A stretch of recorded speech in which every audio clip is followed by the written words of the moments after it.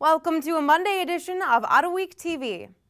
The motorsports family today is mourning the loss of two-time Indy 500 champ Dan Wheldon, who died Sunday in a fiery 15-car crash at IndyCar's season-ending race in Las Vegas.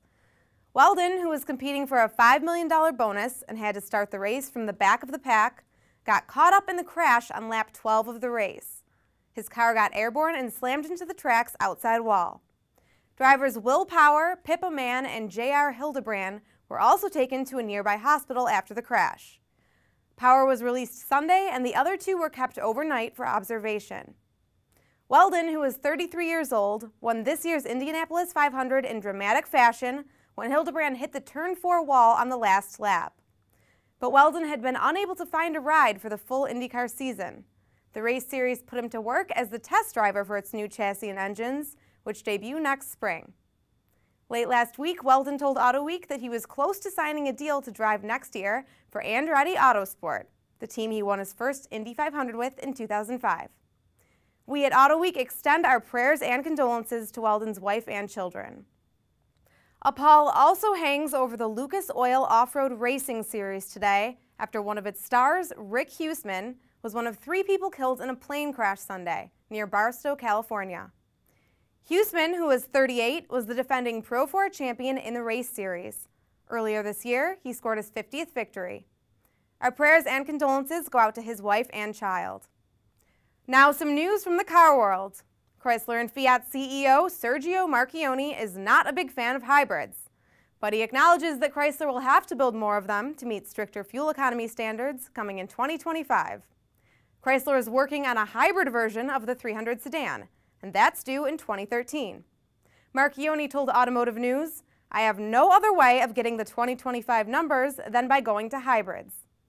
But he still plans to offer diesels in many of the Chrysler Group's vehicles. Let's close today with a closer look at the Mercedes-Benz AMG SLS Roadster. Here's West Coast editor Mark Vaughn. This is the Mercedes AMG SLS, a beautiful, powerful tribute to the original Mercedes gull wings that raced in La Carrera Panamericana a half-century ago. Now AMG has taken the SLS one step further by removing the roof. The SLS Coupe was and still is one of, if not the best Grand Touring cars ever made. Now, AMG brings us the SLS Roadster. When AMG built the SLS, they started off with the idea that they were going to make more than just the coupe, so it's already a pretty stout platform. When they made it into a Roadster, when they chopped the top, they only had to wind up adding about 40 kilograms or 88 pounds worth of stuff to keep it all together. The top is a soft top that goes up in only 11 seconds.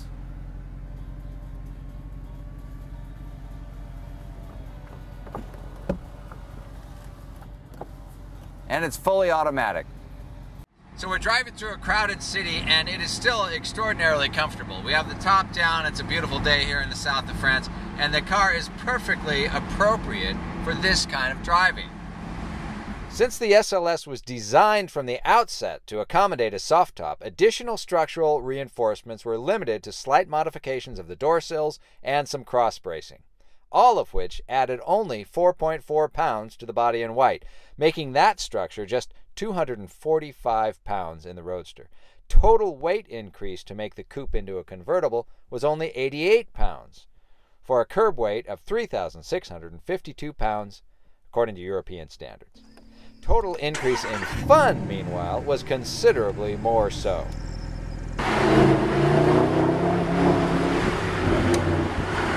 But as soon as you find a good road, all of a sudden, it becomes a different car.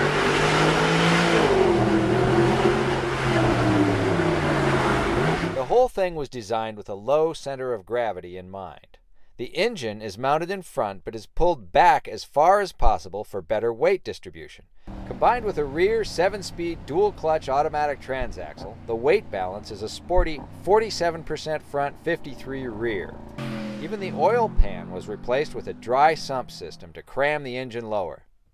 Suspension is double wishbones all around. The powertrain is unchanged from the coupe. The 6.2-liter V8 still makes 571 horsepower and it still sounds great doing it. There are more competent sports cars that could negotiate a racetrack faster than this and provide more immediate, direct feedback. But the SLS Roadster is a car that you could live with spending a summer crisscrossing every pass in the Alps just as easily as crossing every intersection in Paris or Peoria. Thanks, Mark. That's the news for now. Keep up to date around the clock at Autoweek.com. We'll see you back here tomorrow, and remember to enjoy the drive. Thanks for watching today's edition of Autoweek TV. Be sure to catch all the latest car enthusiast news on Autoweek.com, in Autoweek magazine, and in Autoweek's iPad edition.